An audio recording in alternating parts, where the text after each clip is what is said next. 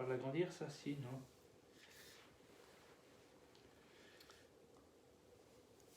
Bon. Et il faut pas que tu sois... Bon, ça commence bien. Bonjour, pour le moment, il n'y a personne, mais pour le replay, ça va pas être triste. Regarde, tu vois, c'est là. En fait, je vous montre pourquoi. Parce que nous avons fait une installation. Moi, je suis là avec Voilà, et Serge, il est sur son ordinateur à côté. Comme ça, on va pouvoir à la fois lire les commentaires et à la fois vous montrer de la pratique. Voilà, ça y est, il a réussi. Très bien. 8 personnes, bonjour, bonjour. Voilà. Bonjour à tous. Alors, il y a des personnes qu'on ne connaît pas, il y a les habitués qu'on a toujours plaisir de retrouver. Donc aujourd'hui, tout sur la bosse de bison, le coup de dindon et la rupture de lien cervico-dorsal. Il faut que tu viennes près de moi, sinon on ne te voit pas. Oui, mais je regarde. Ouais, mais tu regardes, mais on ne te voit pas. Oui. Il regarde, mais bon. Je regarde les commentaires. Mais quand j'aurai besoin de parler, je me mettrai... Ouais, mais je suis pas toute seule. Il faut quand même... Alors, attends. Non, voilà, je me rapproche. Voilà. Je fais un truc comme ça. Voilà. Très bien. Bon. Donc...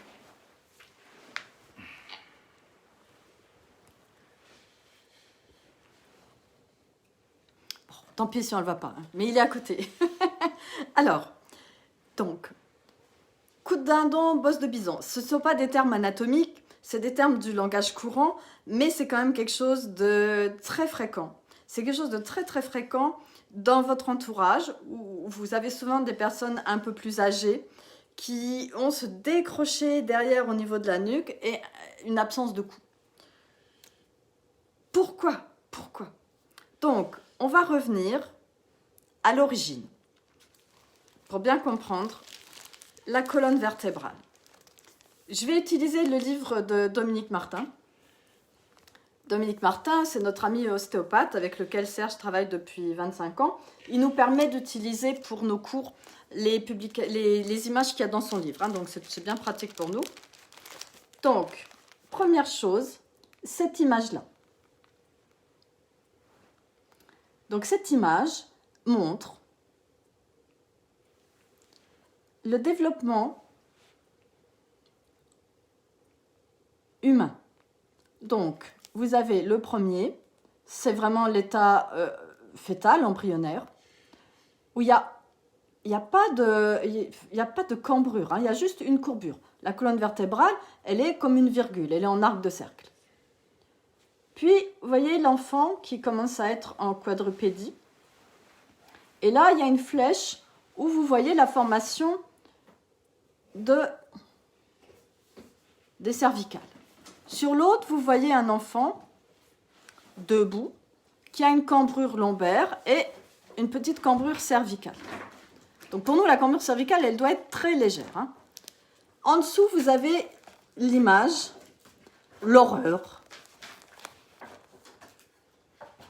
Voilà, le corps humain qui évolue avec cette syphose dorsale. Donc la syphose dorsale ici. On voit vraiment les lombaires, on voit vraiment les cervicales, la tête qui est penchée, les genoux fléchis. Hein. Donc c'est un peu l'image justement de la vieillesse, hein, ce qu'on ne souhaite pas. Donc je vous montre d'autres photos, toujours issues du livre de Dominique Martin. Alors pour info, il nous a dit à la dernière masterclass à Paris qu'il était en train d'en écrire un nouveau. Donc ça, ce sont des photos de patients à lui. Donc vous voyez un homme avec cette syphose dorsale qui est assez prononcée, avec les omoplates qui ne sont plus en place sur le gruel costal, hein, les omoplates qui pointent. Le bassin en avant, le ventre qui est bedonnant. Et là, sur celle-là, donc là, c'est un cas plus sévère. C'est une dame, je pense qu'elle est plus âgée, cette dame. Typiquement, là, vous voyez bien la bosse de bison. On ne voit pas son cou, mais on peut vraiment imaginer le cou de cette dame. Hein, c'est un cou distendu, avec des amas graisseux. Dès qu'il y a un décroché au niveau des cervicales, il y a une accumulation de graisse qui va se faire. C'est comme ça. des boules de graisse qui apparaissent. Ce décroché induit une absence de cou. Le cou devient de plus en plus petit. Et on a plusieurs élèves qui sont médecins, notamment endocrinologues, et qui nous disent qu'ils n'arrivent plus à palper la thyroïde, des fois des patients, parce qu'ils savent que justement le cou, il y a une absence de cou qui se met en place. Voilà. Donc, très important à comprendre. Alors, je reviens dans mon petit schéma là. On en parle souvent. On vous parle souvent de la 5e vertèbre lombaire. Je remets ce schéma. Ce schéma-là, il vient de Dominique Martin, de ses études d'ostéopathie. C'est pour ça que c'est un dessin un peu à l'ancienne, tracé sur une table à la main, en fait. Donc, vous voyez, la 5e vertèbre lombaire, elle est vraiment asymétrique. Elle a vraiment une forme trapézoïdale qui est tout à fait caractéristique. C'est comme ça qu'on va reconnaître un squelette humain d'un squelette de singe, en fait. Tout ça. Donc ça, c'est important de vraiment bien intégrer ça. Dans l'évolution, au départ, les ancêtres d'Homo sapiens avaient 6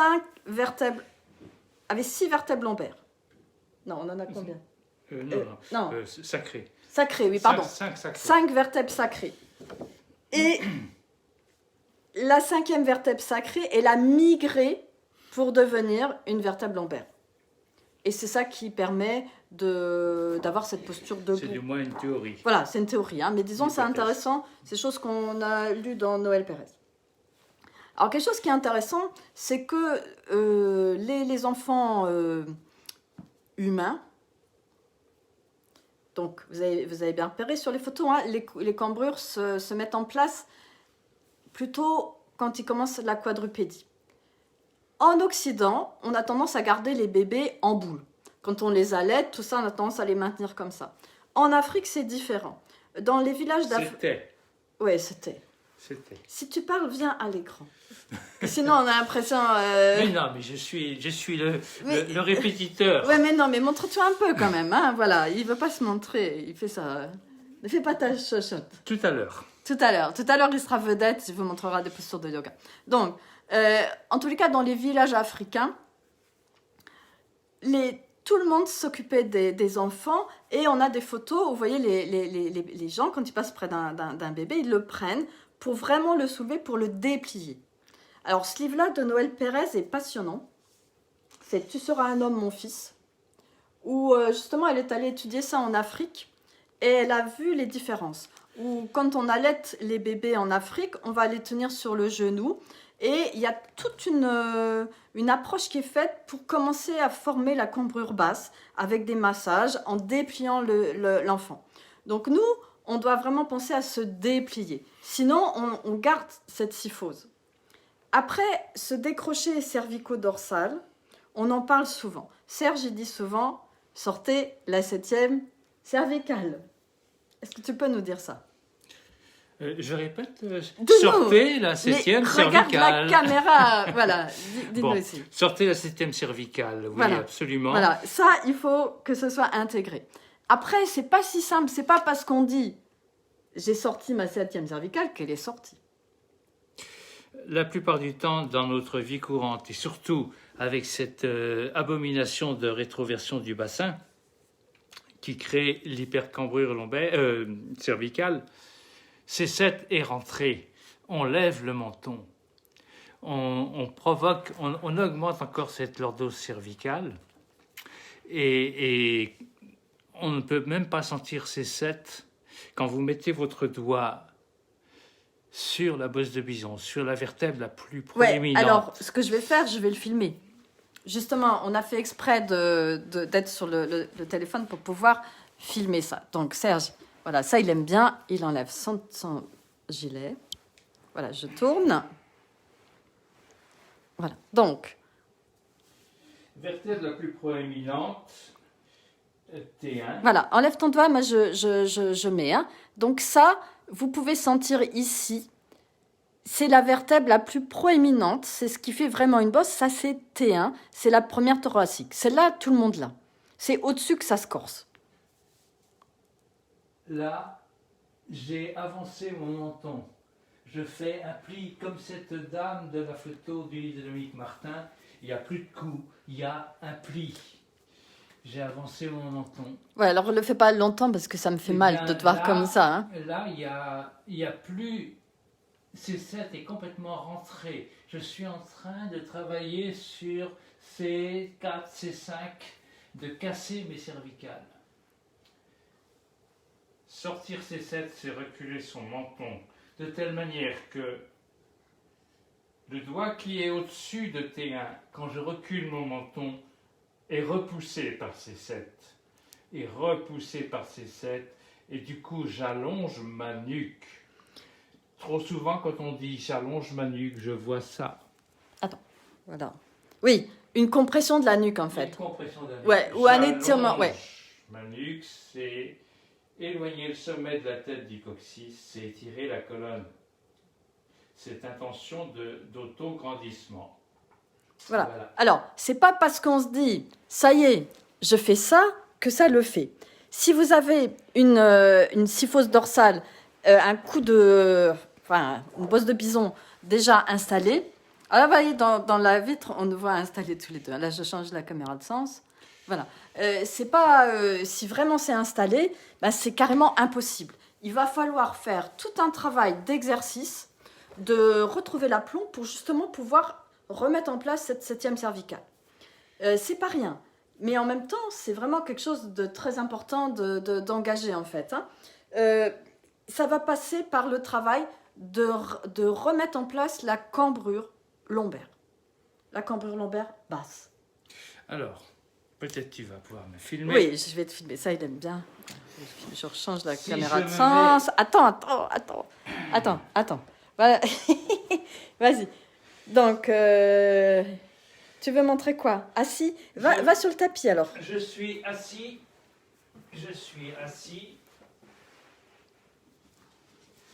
Voilà. Dans la posture de Siddhasana, telle qu'on voit beaucoup d'enseignants de yoga pratiquer, pranayama. Tenir le dos droit. Là, je creuse mon dos. Et au bout de quelques secondes, j'ai mal ici. Mais on entend, ta voix, elle est plus pareille. Elle hein. n'est pas pareille. Et pourtant, il y en a beaucoup qui chantent comme ça. Voilà, il faut parler bien fort, Serge. J'essaie maintenant d'antéverser mon bassin. C'est déjà un petit peu mieux. Mais surtout, ce que je voudrais que vous voyez, c'est que là, ma ceinture scapulaire est effondrée. D'ailleurs, tu dois prendre ta respiration. Tu dois inspirer quand tu parles. Quand je respire, j'inspire ici. Et je pousse sur mon ventre à l'expire. Toute ma cage thoracique pousse sur mes viscères et sur le périnée. Donc, dans cette position, vous pouvez toujours reculer votre cou, vous ne sortirez pas ces 7. C'est pas possible. Et quand la 7e cervicale n'est pas sortie, eh bien, ça casse le lien cervico-dorsal et ça entraîne des amas graisseux. Alors, tu as des compliments sur tes chaussettes. Je crois que c'est les chaussettes du Ladakh. Ce sont des chaussettes du Ladakh. Alors, je vais vous montrer les chaussettes parce que Serge les a ramenées du Ladakh. C'est une province en Inde, vers le Tibet. Pas tout à fait vers le Tibet, nord de l'Inde, frontière indo-chino-pakistanaise. Voilà. Ok. Ouais, tu sais, moi, c'est un peu pareil. La honte. Voilà. Bon. Et il était sans moi, hein, c'est pour ça aussi. Donc, récupérer le creux lombaire va modifier la position de la ceinture scapulaire. Ça se voit. On entend la voix aussi. Hein. Ça se voit et ça s'entend. Et maintenant, ça porte la voix. Dans cette position, reculer ces 7, qui n'est pas se rengorger, qui n'est pas faire un double menton. Reculer ces 7 doit produire la montée du manubrium, l'horizontalisation du manubrium, les stores vénitiens qui s'ouvrent. Oui, alors, des côtes qui s'ouvrent. Alors ça, je vais insister là-dessus en fait. Ayez cette image que les côtes sont un peu comme des stores vénitiens sur la cage thoracique. Et les stores vénitiens, ben, soit ils sont baissés et les côtes, elles sont vers le bas, soit elles sont relevées. Et le placement correct, alors ça, Dominique Martin le démontre vraiment dans les masterclass, de la colonne vertébrale fait que les côtes s'horizontalisent. Et là, vous avez une cage thoracique qui est beaucoup plus puissante, qui a beaucoup plus de capacité, et vous améliorez vraiment votre respiration. Ça n'est possible qu'avec une bonne antéversion du bassin. Vous avez vu? Oui, il a de la hauteur quand même. Gonfler mon safou pour le monter. Voilà. Et ça, c'est les hauteurs minimales qu'on prend pour s'asseoir. Quand on mange sur une table basse, on a des coussins qui sont plus hauts que ça encore. Hein. C'est très important. Ne confondez pas horizontaliser le manubrium par recul du menton et je projette mes côtes. Et tout de suite, ma voix change. Tout de suite, je vous parle avec ma gorge. Et je vous montre derrière. Vous voyez, là, ça lui fait un creux dans le dos. Et il y a des personnes qui font ça en permanence. On peut mettre le poing. Là, pour Serge, c'est pas possible parce qu'il se tient bien. Là, il le force un peu. Mais il y a des personnes qui ont une syphose, qui veulent récupérer la syphose en pinçant. Mais vous pouvez vraiment mettre le poing. J'ose pas imaginer ce que ça fait à l'intérieur. Alors, la légère contraction des cuisses, c'est au début. Après, ça se pose. C'est Céline qui... Des cuisses, quand tu t'assois. Voilà. Je tire les genoux vers moi, je fais le geste de tirer les genoux vers moi, c'est-à-dire une contraction des fléchisseurs des hanches, quadriceps, psoas, éventuellement. Mais une fois que je suis installé, c'est le poids de mon corps, c'est l'empilement de la tour, c'est la... Ça se pose. De L5, les vertèbres montent et s'empilent. Mais il faut être assis en antéversion. Si l'antéversion n'est pas suffisante, ça va demander un effort. Ça, c'est important de comprendre que l'antéversion, je vais vous montrer, moi, avec la colonne vertébrale. Hein. Là, je pose 2 secondes. Hop. Voilà.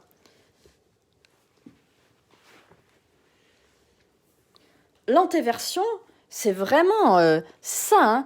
Et l'os pubien, la symphyse pubienne, elle est là et les viscères reposent dessus.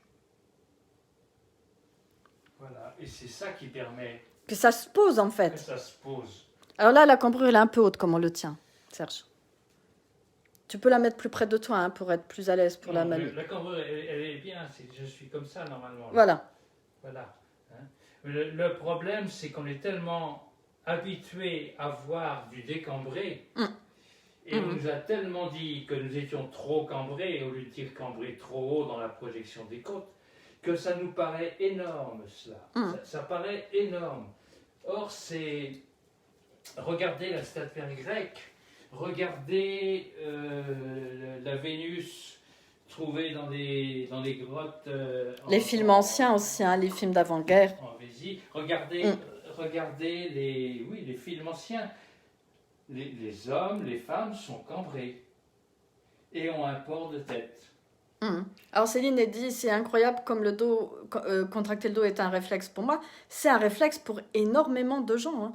Hein. Parce qu'on ne sait pas faire autrement, c'est l'injonction « tiens-toi droit ». C'est vraiment... il faut le faire avec les jambes aussi. Et hein. on dit se tenir le dos droit. Se tenir le dos droit, voilà. Donc c'est pas du tout... C'est respecter les courbes de la colonne.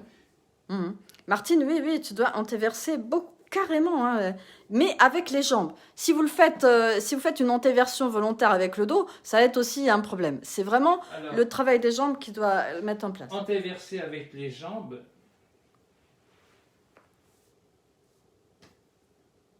Là, j'ai antéversé avec mes jambes. Mais je n'ai pas laissé passer le mouvement dans ma colonne vertébrale. Il s'est bloqué dans les hanches. C'est un mouvement qui va faire onduler le dos. Le dos est libre, complètement libre. Ce qui fait que vous pouvez le déplacer comme vous voulez avec vos jambes, le manipuler comme vous voulez, sans créer de tension du tout dans le dos. Voilà. Et quelle que soit la position, à genoux, assis sur une chaise, debout, c'est la même antéversion. Rien ne change. Rien ne change. C'est perturbant parce que, en fonction de ce que je dis, et je vois sur l'écran de mon ordinateur, c'est en différé de 3-4 secondes. Bah ouais. Et Moi, donc je vois faire des choses qui sont pas... Bon. J'ai découvert ça aussi parce que c'est la première fois qu'on fait les deux ensemble, en fait, qu'on filme et qu'on regarde sur l'écran. Il y a un différé, mais je crois que le différé, il est volontaire parce qu'il y a des gens qui ont déjà fait des trucs des suicides, des meurtres, des choses comme ça. Ils veulent un temps de... C'est possible, je sais pas. Mais c'est pas prévu ce soir, hein. Bon. Alors oui, on l'a tellement entendu, ce tiens droit, droit, il y en a marre. Et d'abord, les gens qui nous disaient tiens droit, droit, est-ce que eux se tenaient droit? Regardez autour de vous, regardez, ces jours-ci on s'est promené en ville avec Catherine, et on est passé devant, à Nantes, Cours Saint-Pierre, juste en haut des escaliers qui sont à côté du château, il y a des statues de soldats. Ah oui, le monument aux morts. Donc des soldats en bronze qui datent de 14. Oh, même avant, il y avait les troupes coloniales aussi. Ils sont parfaitement plantés sur leurs pieds arrière. Ils sont au repos, position de repos du soldat, plantés sur leurs pieds arrière, parfaitement sur leur aplomb. Voilà, donc avec une cambrure. Mais même dans le programme télé, là, il y avait les pages télé dans ta revue, eh bien, c'était James Stewart, un film La vie est belle de 46. Voilà. Et ben la photo c'est incroyable. Ils sont tous sur leur aplomb. La femme avec la cambrure, magnifique. Les enfants sont parfaitement plantés. Et même le mec qui est assis dans un fauteuil comme ça, il est dans une flexion de hanche. Il n'est pas dans un truc comme ça. Il n'est pas vautré. Donc là, pareil, on vous renvoie encore à ce qu'on a écrit sur... ce que Anaïs a écrit sur Noël Pérez. Bon, après, je vois qu'il y a des gens qui commandent ses livres aussi, hein, dans la mesure de ce qui est possible. C'est vraiment retrouver l'aplomb. Il y a plus de 50 livres, dont certains sont des... Il y a plein de redites, on retrouve les mêmes photos, etc.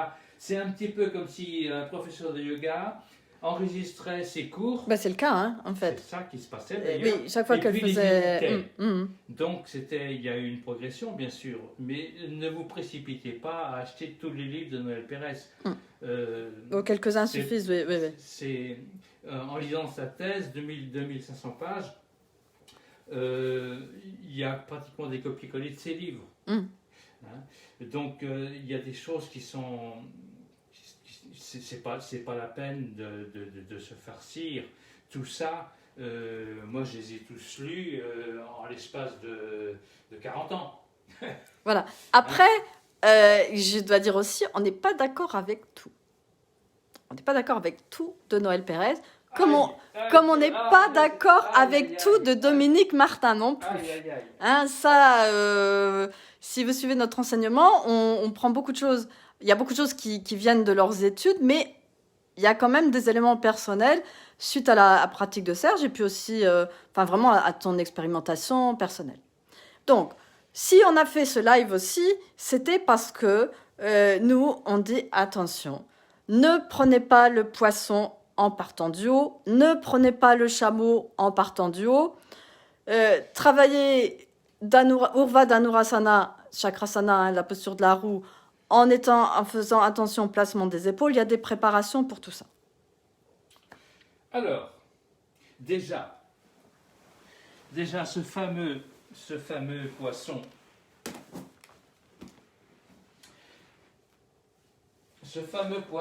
en partant du haut, déjà,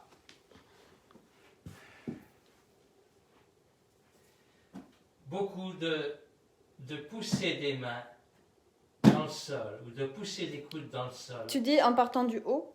Oui, j'y vais.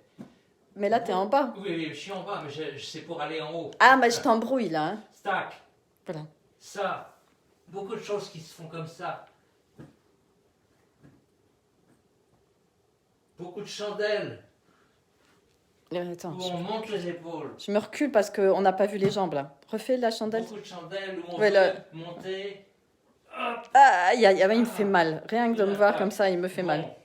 Donc pensez bien que déjà c'est si vous n'avez pas travaillé sur ces articulations sternoclaviculaires, acromioclaviculaires, vous allez vous contenter de serrer vos omoplates. C'est beaucoup plus complexe que cela. Voilà, donc ça, je vais insister là-dessus. Bon, maintenant... Je vais insister sur un point. Ouais. Tu veux que je le fasse après? Je viens... Vas-y, continue ton truc. Là, si je viens comme ça... Là, il me fait mal. Je suis en rupture cervico-dorsale. Et pourtant, j'ai travaillé mes cervicales. On entend la voix. Hein. Ok, bon, tac.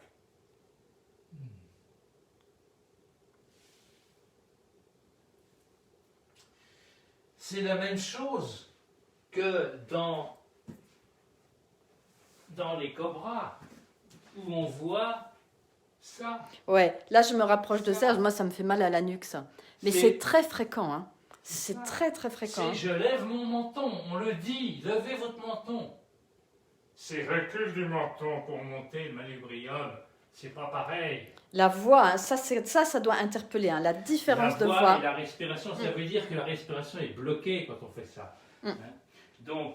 Alors, avant que tu continues, j'avais insisté sur quelque chose. Alors, je me mets un peu à l'écran, hein, parce que bon, il n'y a pas que toi qui es vedette, hein, oui. Je me montre un petit peu. Donc, en fait, ce qui est important, c'est de vraiment comprendre qu'il faut travailler le corps sous différents angles avant de pouvoir aller vers les asanas avancés, ou même déjà pour être sur le bon chemin de l'asana.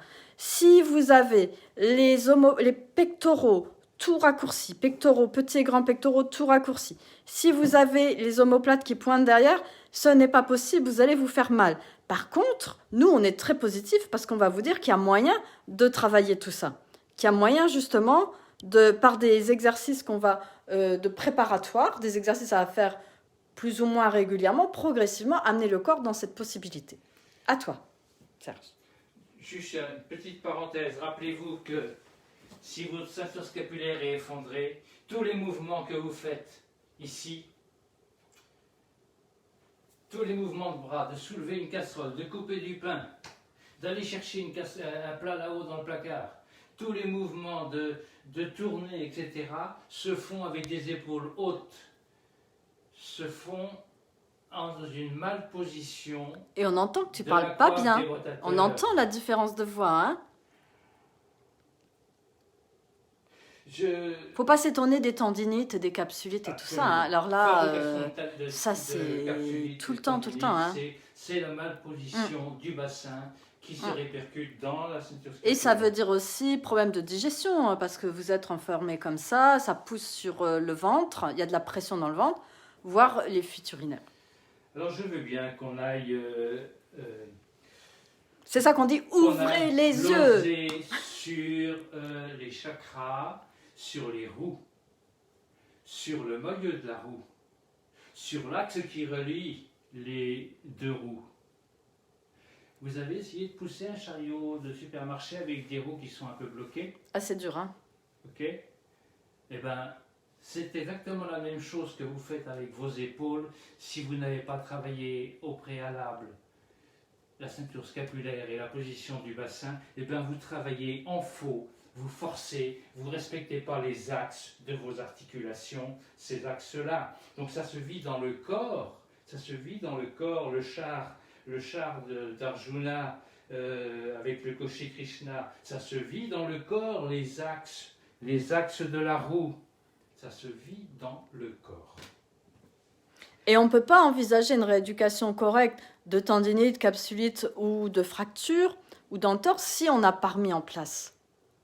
Si on n'a pas compris le placement correct. Sinon, on va entretenir. Ok, donc, le poisson. Le poisson pris d'en bas. Le poisson pris d'en bas. Hop. C'est juste pour avoir un truc qui glisse. Parce que si vous faites le poisson pris d'en bas sur un tapis super antidérapant, vous laissez les cheveux. Hein. En plus, c'est un travail qui va énormément tonifier vos cervicales. Donc, d'abord, peut-être avec une petite aide, mais je pourrais le faire sans les mains. J'attends que ça se détende. J'attends que ça se détende. Donc je suis en train de reculer ces 7. Je suis en train de reculer mon menton. Voilà, là, il dit vraiment, il recule ses 7. Hein. Et j'ouvre ici. Là, on voit, il y a une vraie ouverture. Okay. Une Là, montée du manubrium. Ce soir, je ne peux pas aller plus loin. Éventuellement, si je voulais aller plus loin... Voilà, c'est à froid, hein, c'est sûr que... Là, c'est parce que je monte ici que ça entraîne ma tête. Mais je peux toujours vous parler et respirer et parler normalement sans être coincé dans ma gorge. Voilà. Tac. Vous voyez qu'il n'y a pas de poids. Tout est embarqué. On peut vraiment rester dans la posture. On va la faire avec l'amplitude qui nous convient aujourd'hui. Quand Serge il est chauffé en stage, tout ça, il va le faire avec une amplitude plus grande. Là, il respecte son corps. Alors, les problèmes de coiffe de rotateur calcifiés peuvent être dus à un mauvais placement du bassin. Bah oui, les mauvais placements du bassin amènent plein de trucs. Hein. Amènent déjà des lombalgies, des sciatalgies, dorsalgies, et puis ça va jusque-là. J'ai toujours cette image. Vous posez un verre sur un plateau. Si le verre commence à se renverser, vous n'essayez pas de rétablir le niveau du liquide. Vous essayez de rétablir le plateau. Le plateau, c'est notre bassin. Le niveau du liquide, c'est la ceinture scapulaire. Noël Pérez va plus loin, Iyengar allait plus loin. Là, mon cerveau qui baigne dans un liquide céphalorachidien comme une bulle de niveau, là, mon cerveau, il est coincé, bloqué au niveau du cortex visuel contre mon crâne. D'ailleurs, on a peu de mobilité oculaire quand on comprime les cervicales. Quand on reprend la position que Serge montrait, là, qui est mauvaise, avec la compression des cervicales, essayez, le menton pointé, vous n'avez pas de mobilité oculaire ou très peu. Alors que quand on est bien placé, il y a une mobilité oculaire qui est très grande. Alors après, je ne peux pas vous dire ce qui se passe, mais en tous les cas, c'est clair que quand on place correctement, qu'on a une mobilité oculaire, forcément, ça va drainer, ça va faire travailler les petits muscles, ça peut avoir que des effets bénéfiques par rapport au fait de bloquer les yeux. Hein. Voilà. Alors, dans le même ordre d'idée, on se prend une posture comme Ustrasana. Alors, attends, il faut que je recule. Mais mets-toi contre le mur, que je... Ustrasana. Alors, on répondra après à Emmanuel. Hein. Donc, Ustrasana. Ustrasana, et tout d'un coup, on dit lâchez la tête. Alors là, c'est la cata. Ça fait mal et tout. Okay. Mais même, moi, j'ai déjà eu des gens qui m'ont dit, dans des profs de yoga, qu'ils ont fait prendre à leurs élèves le chameau en partant du haut, et puis qu'ils avaient super mal au dos après. Les élèves qui venaient dire qu'ils avaient mal au dos aussi, quoi. Le chameau, on le prend du bas. Poussez du pubis en avant, poussez. Poussez du pubis, poussez du pubis. Là, il y a un bon placement. Et voyez les épaules aussi, elles ne sont pas en train de remonter vers les oreilles.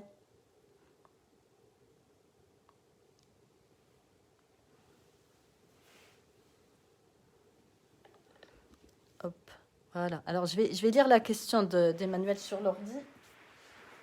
Alors, je cherche la différence entre lordose naturelle et lordose exagérée. Donc, je cherche la différence entre lordose naturelle et lordose exagérée.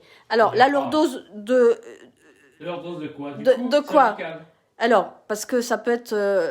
lordose cervicale ou lordose... lombaire, en fait. Ouais, Emmanuel précise, lordose cervicale ou lordose lombaire. En tous les cas, on peut répondre aux deux, parce que forcément, si on répond à un... il y aura envie d'avoir la réponse pour les deux côtés. Pour les deux. Donc, on va dire la lordose lombaire, en général, elle est trop haute. Alors, Iyengar disait, il y a des gens qui sont en point d'interrogation et des autres qui sont en virgule. Et d'autres en point d'exclamation. Et d'autres en, voilà, creux lombaire, effectivement, qu'elle dit Emmanuel. Donc, effectivement, pour nous, si le creux, il n'est pas assez bas. Nous, on préconise vraiment qu'il démarre tout en bas. L5 et 5. Tu peux être complètement tranquille, jamais tu ne seras en excès de lordose lombaire.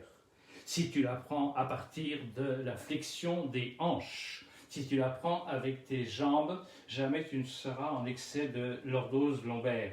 Par contre, projection des côtes, cambrure haute. Ouais, alors ça, c'est un peu la danse aussi, hein.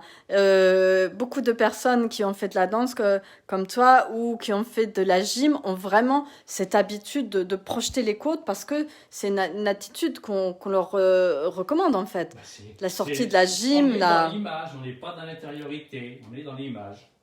Voilà. Donc pour le chameau, c'est Sabrina de Nancy. On m'a toujours dit de garder les hanches au-dessus des genoux, mais en le prenant du bas, on n'y arrive pas forcément.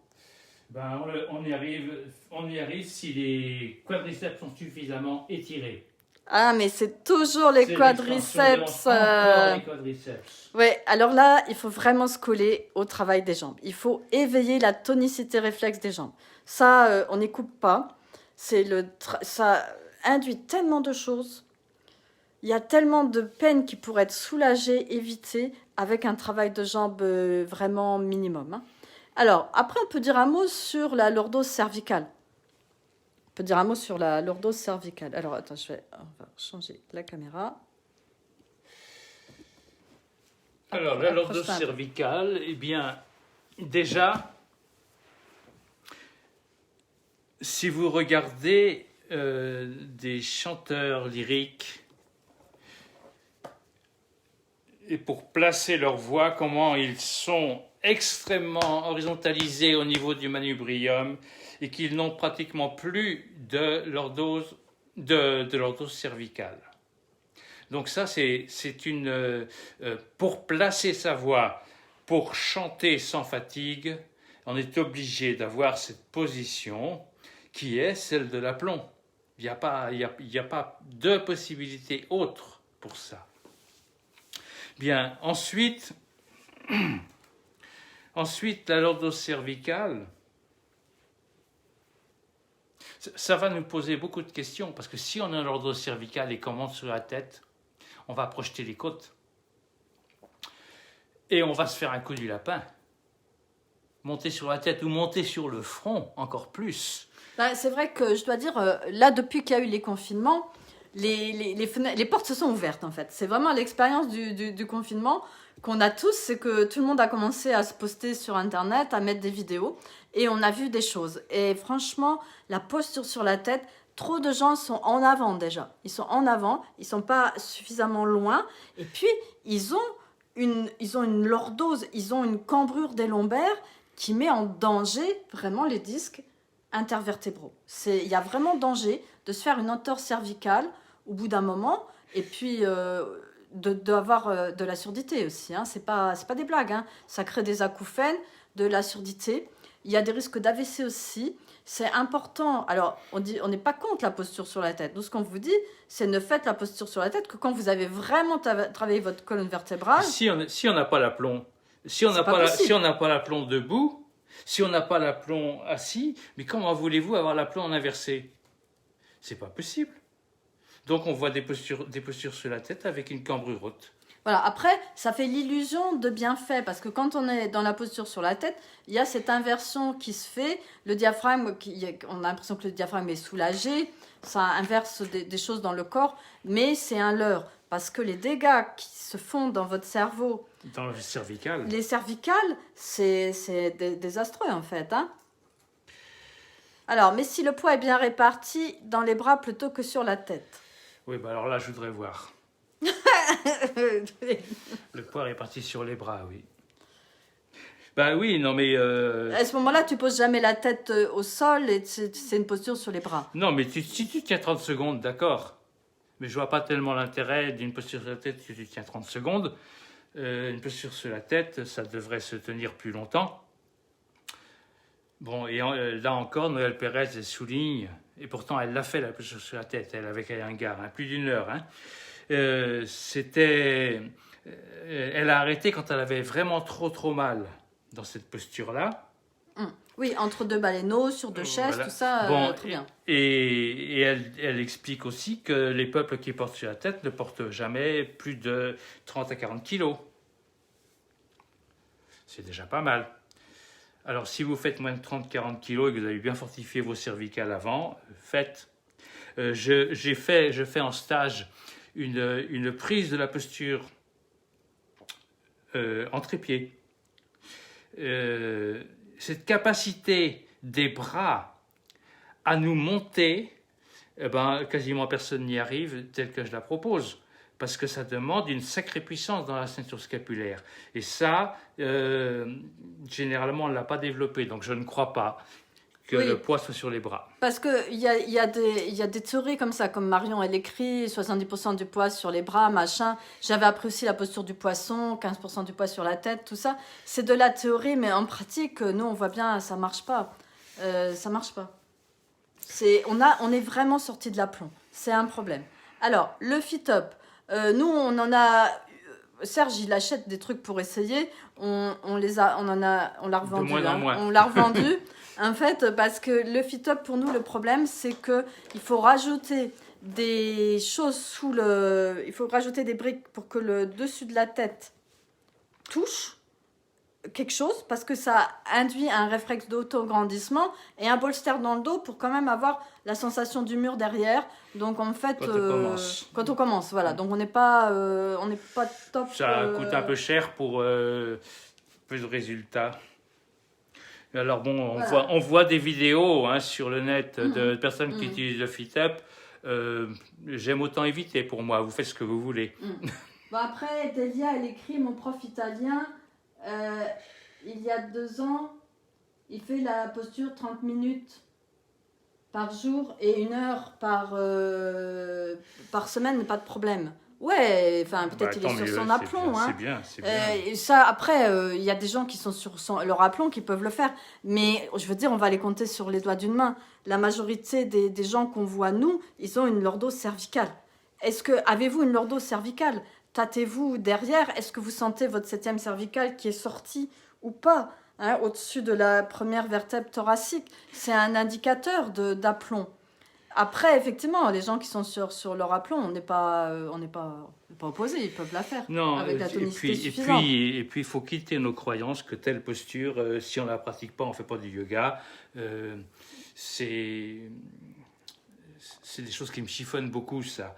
Il y a plein d'autres manières de travailler en inversion, y compris en inversion complète, comme sur la tête, mais sans avoir cette pression sur les cervicales, sur des cervicales qui ne sont pas en état. Voilà. Après, nous, on n'a pas forcément le même public qui viennent à nous. On a un public de gens, beaucoup de gens qui se sont fait mal.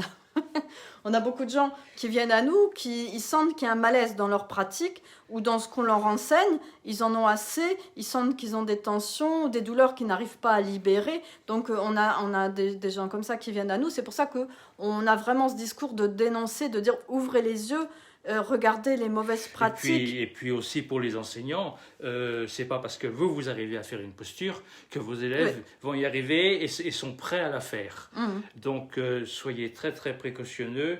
Il vaut mieux savoir comment on prend une posture correctement pour pouvoir la faire pratiquer.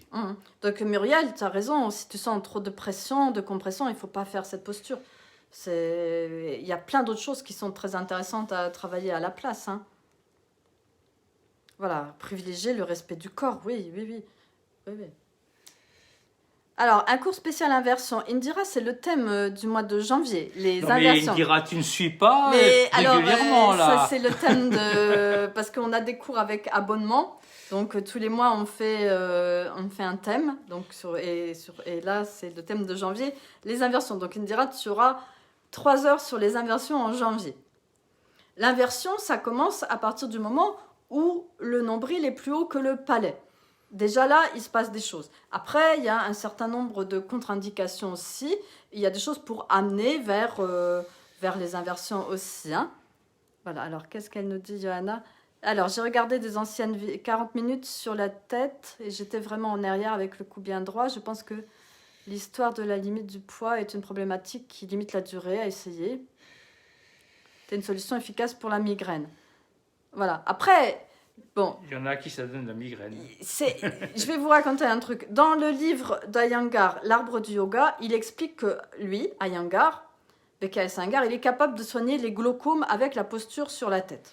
Sursasana, quand on dit la posture sur la tête. C'est pas le trépied. Il y a plein de gens à qui on va dire surtout ne faites pas la posture sur la tête si vous avez un glaucome, ça va augmenter la pression. Après, si vous lisez bien tout le bouquin d'Iyengar, il dit que lui, il met le petit doigt dans l'oreille des gens. Il met le petit doigt pour voir la forme de la cavité auriculaire. Cette cavité auriculaire, elle doit devenir sphérique dans l'inversion. Si elle devient ovoïde, c'est qu'il y a un problème. Voilà. Et il dit bien qu'il y a plein de gens qui l'ont vu faire ça, qui se sont dit « Ah ben chouette, moi aussi, je peux soigner le glaucome avec ça. » Alors que ça va aggraver dans certains cas. Donc pour moi, il faut vraiment faut être très prudent. Il faut être prudent avec tout ça. Et c'est pas parce qu'Iyengar a la capacité de soigner le glaucome avec ça que d'autres l'ont. Hein. Au contraire. Hein. Surtout que Iyengar avait un public indien de personnes sur leur aplomb. Les problèmes sont été quand il a commencé à avoir des élèves occidentaux qui n'étaient pas sur leur aplomb. Et il n'arrivait pas à comprendre ce qui se passait. Alors, sortir la 7e cervicale crée une tension depuis que temps derrière. Alors peut-être il y a un machin bizarre. Derrière l'omoplate. Est-ce que je fais mal ou est-ce que ça m'étire trop? Alors, quand on sort la 7e cervicale, on ne doit pas avoir de tension dans les... Mais ça ne va pas se faire du jour au lendemain, ça peut prendre plusieurs mois. Et je suis modeste. Les sternocléido-occipito-mastoïdiens, les CM, tac, ces muscles-là, ils ont la faculté, ces muscles-là, quand on n'est pas sur notre aplomb, en se contractant, de tirer le menton en avant. Si les cervicales deviennent point fixe, ils vont avoir cette capacité de soulever le manubrium au lieu de l'effondrer. C'est bien évident qu'ils ne vont pas s'allonger et s'étirer comme ça du jour au lendemain. De la même manière, la position de la coiffe des rotateurs, de la ceinture scapulaire, les muscles profonds des épaules, sus-épineux en particulier, sous-épineux, sous-clavière, ces muscles-là, ils ne vont pas s'équilibrer comme ça du jour au lendemain. Ça demande un travail, ça demande de la conscience, ça demande vraiment d'expérimenter des mouvements, de retrouver la rotation externe du bras, de retrouver la rotation externe du bras. Bon, Alors, oui. ça crée un lien, ça crée un lien entre ce recul du menton, entre les cervicales et les dorsales. Ce lien qui est très souvent cassé. Je regardais une revue tout à l'heure à laquelle nous étions abandonnés. Abandonné. On a arrêté l'abonnement. On a arrêté l'abonnement, bien sûr. Je ne vais pas la nommer, mais dans cette revue... C'est une revue de yoga. Il y a toute une série de postures de proposées. Voilà. À aucun moment... Qu'on peut acheter en kiosque, je précise. À aucun moment, les cervicales ne sont alignées sur les dorsales dans la posture. Ça nous donne des choses... Ça nous donne des choses comme Attends. C'est pas... Ça nous donne des choses comme ça. Attends, voilà. Attends, je suis pas prête. Ça y est, attends, voilà. Il va trop vite. Ça. Voilà, vous voyez là, et voilà, le menton, il pointe. Ça nous donne des choses, je ne sais pas, ce que j'ai montré tout à l'heure, ça va nous donner ça. Et encore là, tu n'as pas les coudes bloqués, hein, parce que c'est souvent avec les coudes bloqués aussi. Quoi encore? Oui, les fentes aussi. Enfin, tout un tas de choses où cet alignement des cervicales est extrêmement important à respecter, cet alignement des cervicales. Et vous voyez bien que si j'ai plus cet alignement, c'est-à-dire si je perds mon aplomb, bassin en avant,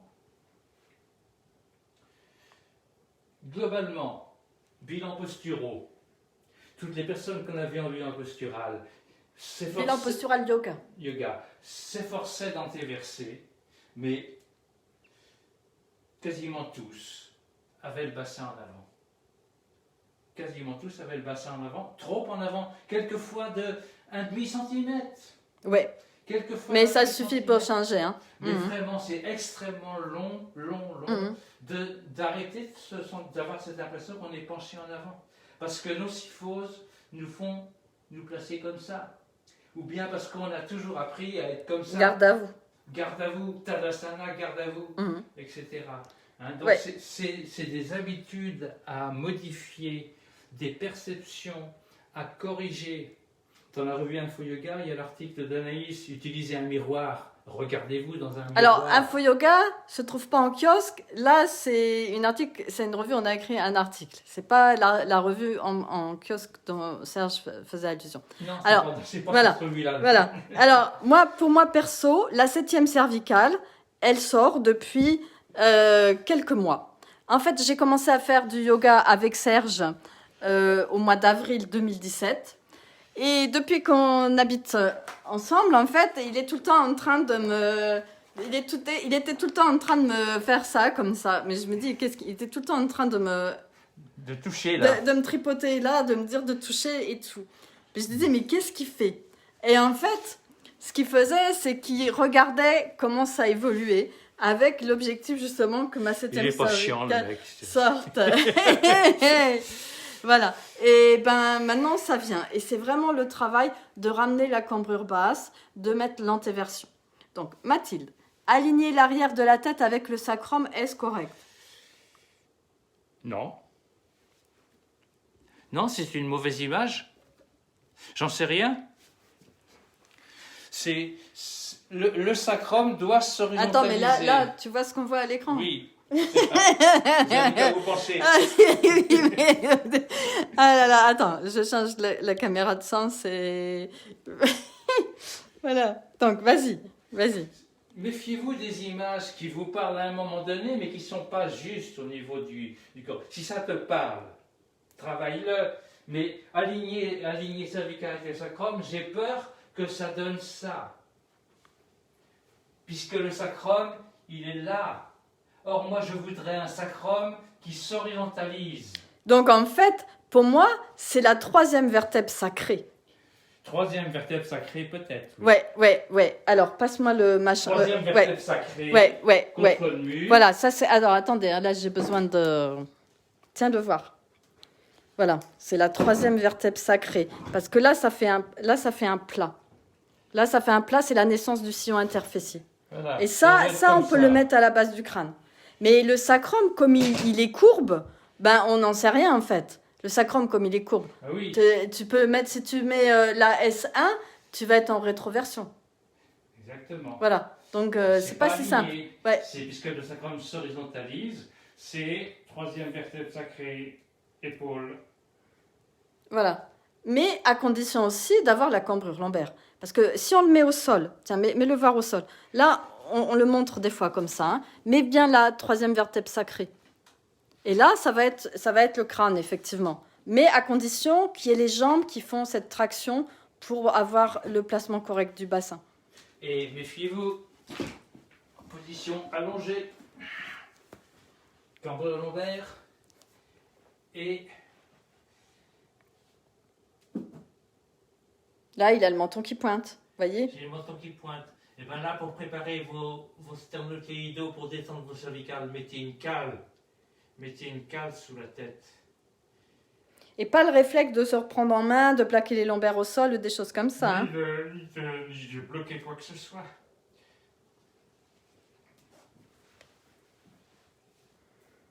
Bon, j'espère qu'on répond à vos questions. Hein. Là, alors, pareil, je vais rechanger la caméra de sens. Hein. Voilà, ça partait de cette idée de...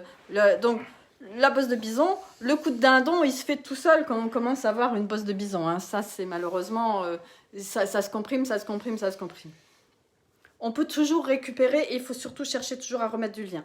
Ne laissez jamais vos élèves sur le dos avec le menton qui pointe vers le ciel. Beaucoup vont avoir le problème parce que justement, ils ont une syphose dorsale installée. ils ont cette hyperlordose cervicale, donc ça veut vraiment dire qu'il ne faut pas les laisser comme ça, il faut mettre plus ou moins d'épaisseur sous la tête. Il y a des personnes, des fois, on met carrément des briques, hein, parce qu'il y a des gens qui sont très syphosés, qu'on a en cours particulier. L'action d'horizontalité, le sacrum vient-elle d'une action de flexion de hanche? C'est bien ça. Oui. Bravo. Voilà. Ah bah, tu commences à rentrer dans le jeu là. C'est dingue. Donc il faut vraiment intégrer l'histoire de flexion de hanche. Comme quand on va sur le baleineau, c'est vraiment un travail de flexion de hanche qui amène l'antéversion. Ou si les gens ont mal au dos, des choses comme ça, flexion de hanche. Pour travailler la flexion de hanche, si vous avez un gros ballon, ah ouais, ça c'est top. Vous en trouvez 75 cm à moins de 15 €, à Go Sport, à Decathlon, alors, que... si vous voulez acheter un gros ballon, prenez la taille 75 cm, c'est la plus grande taille parce que nous, on va... 90, mais... Non, 75 cm, c'est pas la plus petite taille, c'est la taille moyenne. Oui. Parce que nous, on les sous-gonfle. Vous voyez comme il s'assoit Serge dessus, c'est vraiment sous-gonflé à 30%. Il y a un article de blog sur notre site internet où je mets vraiment... je mets toutes sortes d'exercices. On a dit qu'on ferait une vidéo d'ailleurs. Là, vous travaillez Là, il est vraiment en flexion de hanche. Et vous voyez, le dos, il est bien placé. Le dos, il a ses cambrures physiologiques. Et il y a une action des jambes pour être bien placé. Et ça, je l'ai fait ce matin avec une élève, je peux vous dire qu'elle a chanté ses jambes. Hein.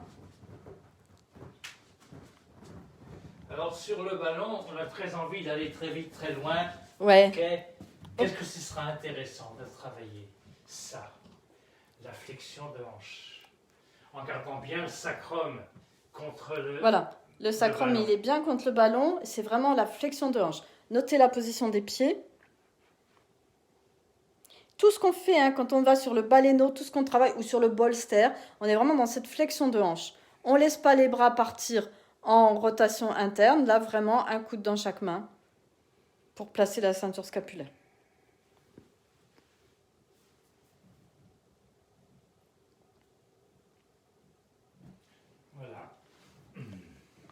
Voilà. Ouais, moi, bon, on a fait le tour hein, du sujet. Si vous avez des questions, allez-y. Vous pouvez les noter. Enfin, je pense aussi les questions, elles ont été faites, elles ont été posées quand même au fur et à mesure. Bon, il n'y a plus de questions. Les participants et l'ordre du jour étant épuisés, on va arrêter. On va lever la séance. On vous souhaite plein de bonnes choses. Voilà. On vous souhaite de passer des fêtes le mieux possible. De penser que toutes les épreuves, en fait, dans la vie qu'on a, parce qu'en ce moment, c'est quand même des périodes assez compliquées. Il y a beaucoup de profs de danse, de yoga qui sont avec nous ce soir. Hein. Et il faut voir toutes les difficultés comme une façon d'essayer de trouver un nouveau champ de possible, en fait. Voilà. Pour voir du positif, essayer d'être plus fort. Il y a un proverbe allemand, hein, ce qui ne nous tue pas nous rend plus fort. Donc, méditez là-dessus. On vous embrasse bien fort. Viens. Je fais au revoir comme la reine d'Angleterre. La reine d'Angleterre, c'est comme ça, voilà. À bientôt. Bye bye.